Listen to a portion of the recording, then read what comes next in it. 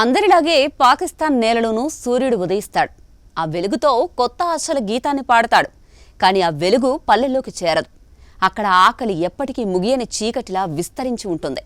ఒక ఇంటి గడపలో తల్లి తన బిడ్డను ఒడిలో కూర్చోబెట్టుకుని ఖాళీ పాత్రలను చూసి కన్నీటి చుక్కలు కారుస్తుంది. తండ్రి పొలాల్లో చెమటోడుస్తాడు. రోజంతా శ్రమిస్తాడు. కానీ సాయంత్రం ఇంటికొచ్చేసరికి ఆ శ్రమకు అన్నం రూపం కనబడదు. ఆ తినలేని దుస్థితిలో పిల్లలు తల్లిదండ్రుల కళ్ళలో చూసి ఒక రొట్టె ముక్క కోసం అడుగుతారు. కానీ ఆ ముక్క కూడా అందదు.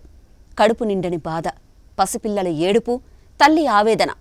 ఈ దృశ్యం ప్రతి ఇంట్లో ప్రతిరోజు కనిపిస్తూనే ఉంటుంది.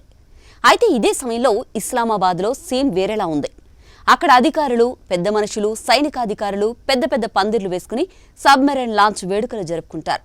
తాజాగా హ్యాంగోవర్ క్లాస్ సబ్మెరైన్ జలాంతర్గామిగా సముద్రంలోకి దిగినప్పుడు హర్షధ్వానాలు గాలిని నింపేశాయి. అధికారుల ముఖాల్లో తృప్తి, గర్వం, చప్పట్లు, సత్కారాలు కనిపించాయి. కానీ ప్రజల కడుపులో ఉన్న ఆకలి శబ్దాలను ఎవ్వరూ వినరు. ఒకవైపు ఆకలితో అల్లాడుతున్న ప్రజలు, మరోవైపు బిలియన్ల డాలర్లతో కొనుగోలు చేసే సబ్మెరైన్లు. ఇదంతా అవసరమా పాకిస్తాన్ అని యావత్ ప్రపంచం ప్రశ్నిస్తోంది. నిజానికి పాక్లో పేదవారిని ఆదుకోవడానికి కొన్ని పథకాలున్నాయి. బెనజీర్ ఇన్కమ్ సపోర్ట్ ప్రోగ్రామ్ అని ఒకటి ఉంది.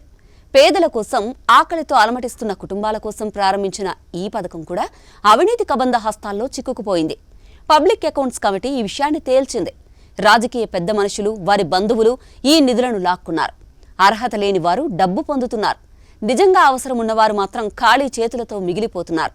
పైగా ఈ దొంగిలింపును తిరిగి రికవరీ చేసే వ్యవస్థే లేదు. అంటే పేదవాడి రొట్టెను, ఆకలితో ఉన్న పిల్లాడి పాలను ఎత్తుకెళ్లి దాన్ని కూడా తిరిగి ఇవ్వకుండా వదిలేస్తున్నారు.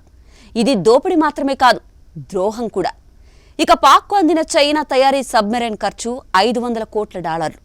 ఇటు మొత్తం బెనజీర్ ప్రోగ్రాం బడ్జెట్ $200 కోట్ల మాత్రమే. ఒక సబ్మెరైన్ ధరతో 2 సంవత్సరాల పాటు పేదలకు సహాయం చేయొచ్చు.